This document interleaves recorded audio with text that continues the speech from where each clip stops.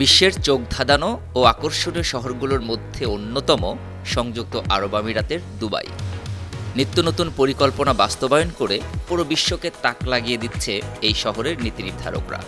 আর এবার বিশ্বের বৃহত্তম বিমানবন্দর টার্মিনাল নির্মাণের উদ্যোগ নিয়েছেন তারা। বিমানবন্দরটির নাম আল মাকতুম ইন্টারন্যাশনাল বিমানবন্দর।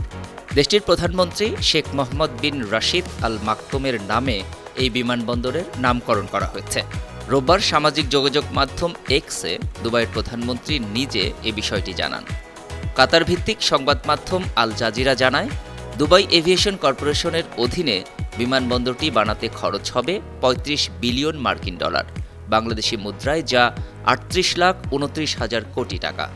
এই বিমানবন্দরটি দুবাই ইন্টারন্যাশনাল এয়ারপোর্টের চেয়ে ৫ গুণ বড় হবে। দুবাই শহরের কেন্দ্রস্থল থেকে প্রায় ২০ মাইল দক্ষিণ পশ্চিমের বিশাল এলাকায় নির্মাণ করা হচ্ছে এই বিমানবন্দর। পরিবেশ বান্ধব এই বিমানবন্দর হবে অত্যাধুনিক প্রযুক্তি সমৃদ্ধ। ভবিষ্যতে বিশ্বের সবচেয়ে বড় ও ব্যস্ততম বিমানবন্দরের রূপ নেবে এটি।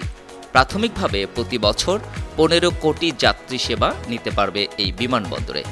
পরবর্তী ১০ বছরে এই সক্ষমতা আরও বাড়ানো হবে। সব মিলিয়ে বছরে ২৬ কোটি যাত্রীকে সেবা দিতে পারবে এই বিমানবন্দর। ৪০০ উড়োজাহাজ অনায়াসে উড্ডয়ন অবতরণ করতে পারবে এখানে। ফ্লাইট পরিচালনার জন্য রানওয়ে থাকবে ৫টি। বিমানবন্দরের কার্যক্রম পরিচালনায় অত্যাধুনিক বিভিন্ন এভিয়েশন প্রযুক্তি ব্যবহার করা হবে।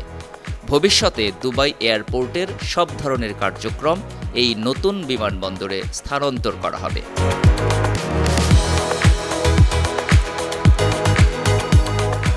নতুন বিমানবন্দরটিকে ঘিরে দুবাইয়ের দক্ষিণাঞ্চলে গড়ে তোলা হবে নতুন অত্যাধুনিক শহর, এমনটি জানিয়েছেন দুবাই প্রশাসন।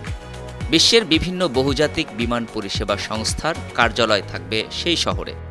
অন্তত ১০ লাখ মানুষ সেখানে বসবাস করতে পারবে। এক্স পোস্টে শেখ মোহাম্মদ বিন রশিদ আল মাকতুম বলেছেন, দুবাই একদিন গোটা বিশ্বের প্রধান বন্দর ও কেন্দ্রে পরিণত হবে। Desk report, ৫২ TV.